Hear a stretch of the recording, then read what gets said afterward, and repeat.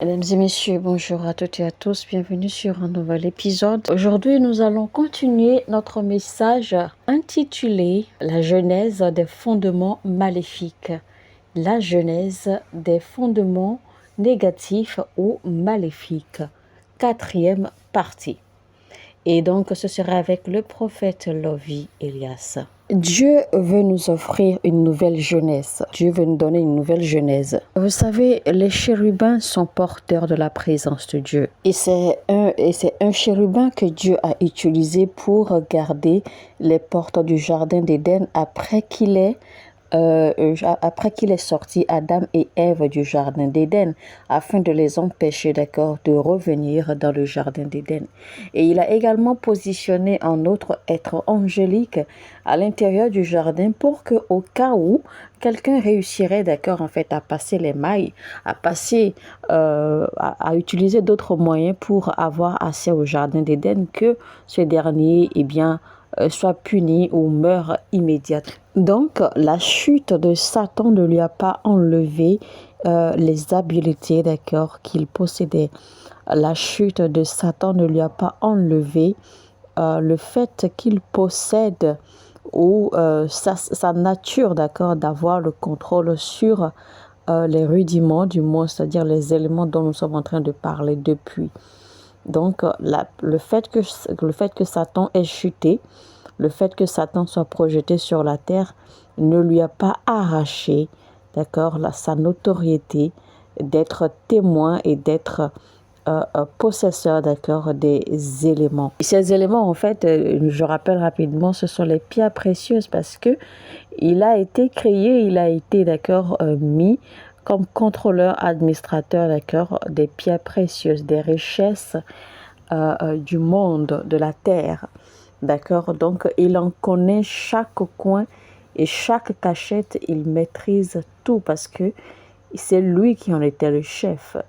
Et il a été créé pour ça. Donc le fait qu'il soit projeté sur la terre, le fait qu'il ait perdu sa place dans le ciel, en fait, ne lui a pas arraché, ce pouvoir ou cette autorité, Maintenant, parce que vous êtes, de la lignée de Israël, parce que vous êtes de la génération qui appartenant à Israël, eh bien, le diable a sa façon de vous manipuler, pour vous mettre en captivité ou pour vous mettre en servitude.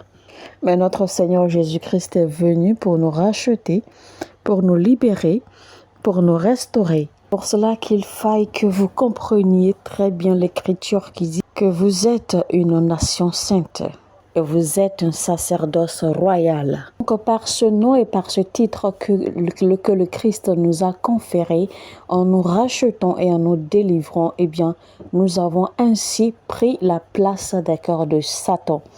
Parce que Dieu nous a créés à son image et Dieu nous a créés avec tout le pouvoir, de domination. Et il nous a donné en réalité tout le pouvoir de domination sur les richesses, sur ces pierres précieuses. Donc en réalité, nous avons été créés également avec le pouvoir de domination sur toutes ces pierres précieuses. Et rappelez-vous, dans la troisième partie, j'ai souligné que chaque individu, est né selon une classe, dans laquelle Dieu l'a classé, et à cette classe en fait appartient une pierre particulière, une des pierres précieuses particulières. Donc chacun de nous, nous avons le pouvoir de domination, où nous avons naturellement, la nature d'une des pierres précieuses, qui est directement liée, directement connectée à nous. Donc ça veut dire que désormais, avec la rédemption, par le Seigneur, par notre Seigneur Jésus-Christ, eh bien, nous avons pris ainsi la place du diable. Ça veut dire qu'automatiquement, nous avons le pouvoir sur le diable. Le diable est désormais sous nos pieds. À nos yeux, désormais, le diable a perdu ce pouvoir. Parce que ce pouvoir nous a été conféré désormais. Donc, spirituellement, vous avez reçu, ou nous avons reçu parce qu'en fait, il vaut mieux que je mette non parce que nous sommes tous des enfants de Dieu, nous sommes en Christ. Alors, mais si je dis vous, c'est pour que vous puissiez comprendre en fait que ce message est une révélation, d'accord, que je partage avec vous pour que vous puissiez avoir une vie meilleure en tant que chrétien. Alléluia. Alors, spirituellement, vous avez, d'accord, le contrôle, la domination sur tous les fondements. Donc, vous pouvez, d'accord, orienter, vous pouvez ordonner au diable, vous pouvez chasser le diable, vous pouvez réprimander le diable à tout moment et il a le devoir de vous obéir parce qu'il est désormais sous vos pieds. Donc, aucun élément ne devrait vous contrôler. Seul l'Esprit de Dieu devrait avoir le contrôle absolu sur vous. Seul le Seigneur Jésus devrait être votre guide. Eh bien, là où vous êtes né ne compte pas. Quand vous êtes né ne compte pas. Votre mois de naissance ne compte pas. Donc, la seule et unique chose qui devrait vous importer, eh bien, c'est la parole de Dieu écrite vous concernant. C'est ce que Dieu a écrit vous concernant votre vie et votre destin. Vous savez que Jésus-Christ, l'enfant Jésus, en fait, n'a pas vu son étoile lui-même. Il ne l'a pas vu dans le ciel. Il ne l'a pas perçu. Il ne l'a pas aperçu.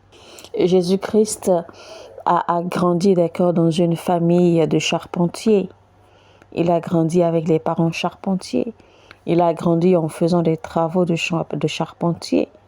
Même Joseph également avait grandi, d'accord, en faisant des travaux de main.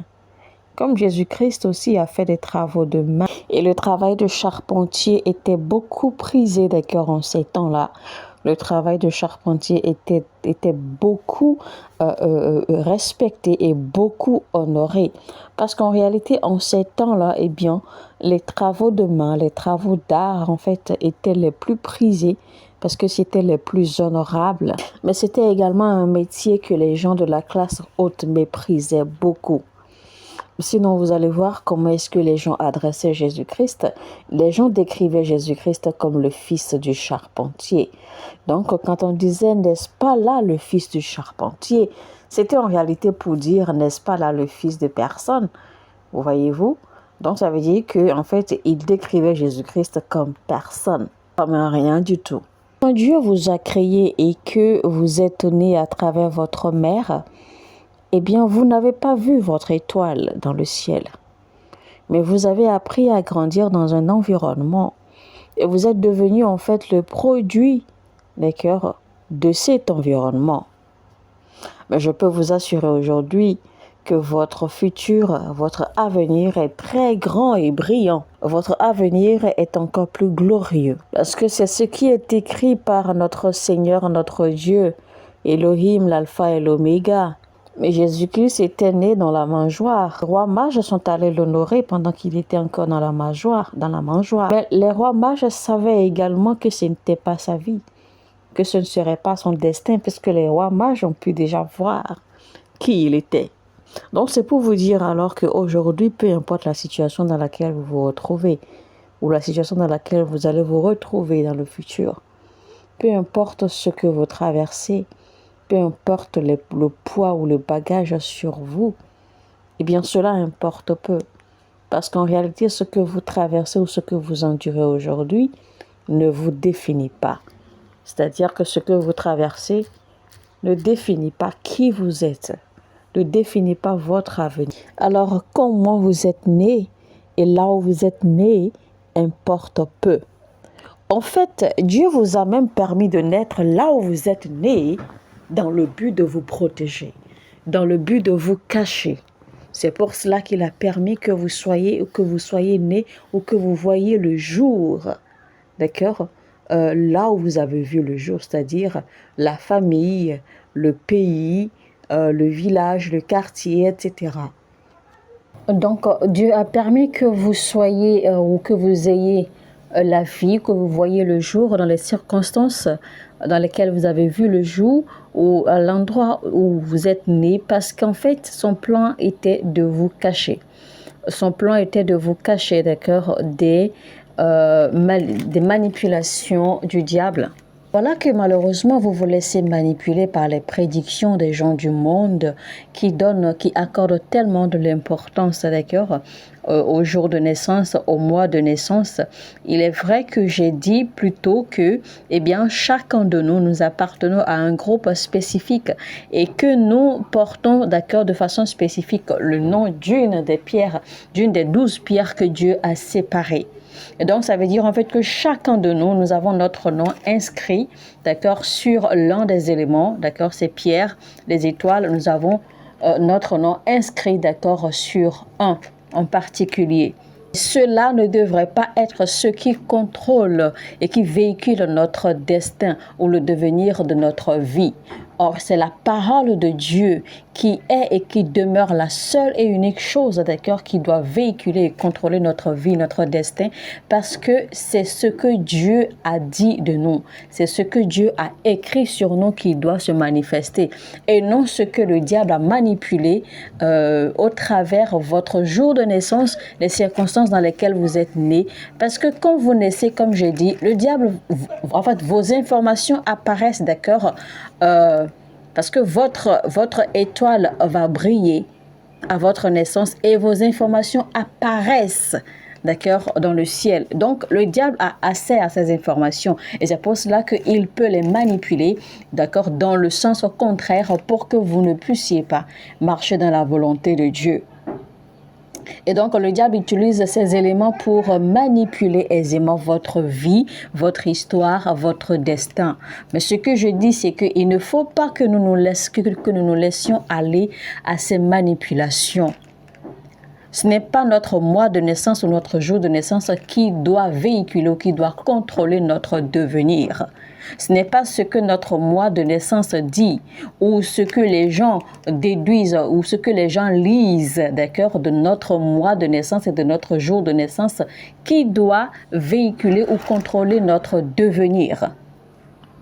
Parce qu'il y a tellement de personnes qui malheureusement se laissent manipuler et qui se laissent dominer par ces choses, par ces études qui disent que voici si vous êtes né en telle année ou en tel mois ou en tel jour, eh bien vous appartenez à tel signe, d'accord, de la nature et donc voici vos traits, voici vos caractères, voici votre personnalité, voici pourquoi vous êtes comme ceci, vous êtes comme cela, etc.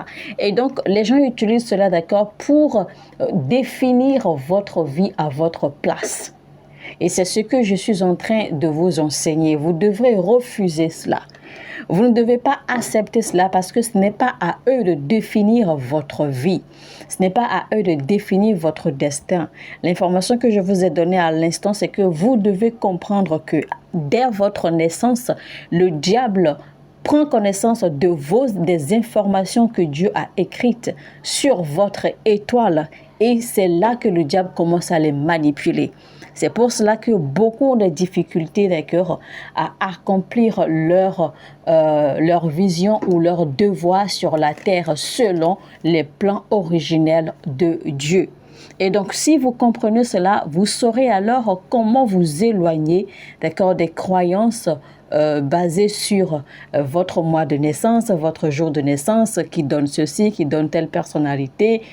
C'est ce que vous voyez. Et quand ces gens vous donnent, ou quand vous voyez ces informations, quand vous analysez votre vie, vous avez tendance en fait à voir que effectivement, ça reflète exactement ce que les gens disent.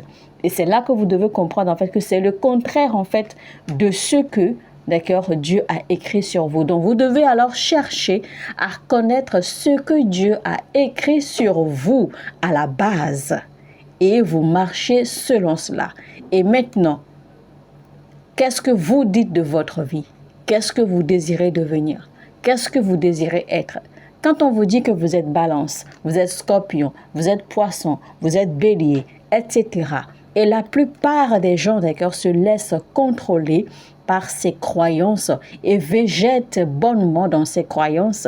Et beaucoup ont même du mal à se dégager. Beaucoup en arrivent même à accepter cela et se disent que bon, voilà, je suis né en tel mois, je suis né à tel jour, donc ça c'est ma réalité. Et les gens refusent même de se battre pour changer cette réalité. Parce qu'il y a beaucoup qui se plaisent dans ces réalités. Il y a beaucoup qui utilisent comme prétexte, d'accord, ces réalités écrites, d'accord, selon leur mois de naissance, etc., pour ne pas évoluer, pour ne pas changer, pour ne pas transformer, pour ne pas impacter, pour ne pas être une personne différente ou pour ne même pas chercher la vraie vérité, d'accord, concernant leur vie originelle, selon les plans que Dieu a écrits sur eux depuis leur création. Et donc, moi, c'est ce à quoi je vous invite. Les réalités dites par les hommes ou décrites par le diable, selon votre mois de naissance et tout cela et tout ceci, ne veulent absolument rien dire. Qui est-ce que vous êtes? C'est ce que Dieu dit que vous êtes. C'est ce que le Saint-Esprit dit que vous êtes. Et ce que vous dites que vous voulez être. Alléluia. Parce qu'en réalité, vous devez garder à l'esprit que ce n'est pas ces informations, ce n'est pas ces éléments qui doivent vous contrôler. C'est plutôt vous, c'est à vous, car Dieu vous a donné le pouvoir de contrôler ces éléments, de contrôler ces informations ou ces réalités, de contrôler tout ce qui vit et tout ce qui réside sur la terre. Il y a des gens qui posent leur espoir ou leur confiance sur des pierres, sur des cristaux, pour leur dire, en fait, ou pour leur déterminer ce que leur journée sera, pour leur déterminer quotidiennement leur vie. Non et non et non et non. Ces choses ne vous sauveront pas et ces choses ne détiennent pas votre vie. Ces choses n'ont aucune information originelle sur votre vie. Ces choses ne peuvent que vous décevoir. Jetez ces choses et répentez-vous. Seul Dieu, à travers son esprit, le Saint-Esprit, peut vous orienter, peut vous sauver. Et il y en a certains qui sont devenus tellement addicts que chaque jour, ils doivent aller consulter pour voir ce que leur étoile dit, pour connaître ce que leur étoile dit. Et ils ne cherchent pas, en fait, ils ne pensent pas, en fait, chercher plutôt à connaître ce que Dieu dit. Dieu qui les a créés, Dieu le Créateur. Ils ne cherchent pas à savoir ce que Dieu dit, ou ce que même eux-mêmes ils veulent, ou ce que eux-mêmes ils désirent, ou ce qu'ils pensent, ou ce qu'ils disent de leur vie. Ce n'est pas cela qui les importe.